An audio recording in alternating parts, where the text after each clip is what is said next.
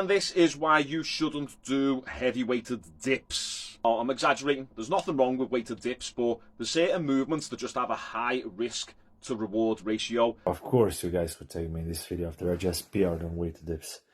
But no, that's not a common injury. To be honest, I've never seen anyone breaking their fucking humerus during heavy weighted dips up until now.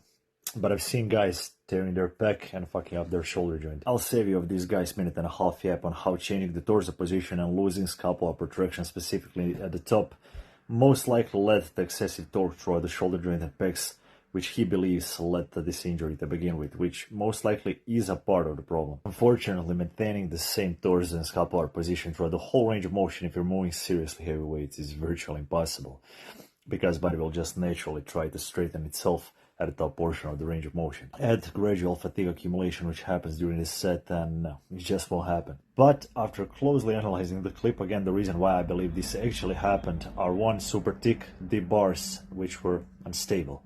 You'll notice they were shaking like crazy when he came off. I know from my own experience, when I'm doing dips on super thick dip bars, I feel a lot less stable by default, because I'm basically not able to firmly grip the dip bars, which usually results in my elbows being all over the place, and I can actually feel how much more pressure that puts on my connective tissue, especially in the shoulder joint. If the dip station is shaking, if those dip bars are unstable on top of it, that's a recipe for a disaster. But no, that's not a common injury, that's like 1 in a million injury.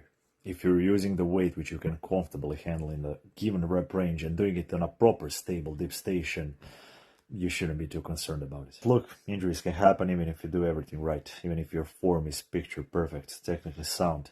The risk will always exist, especially if you're training for strength and moving some seriously heavy weights. The same way doing jack shit comes with its own health risks.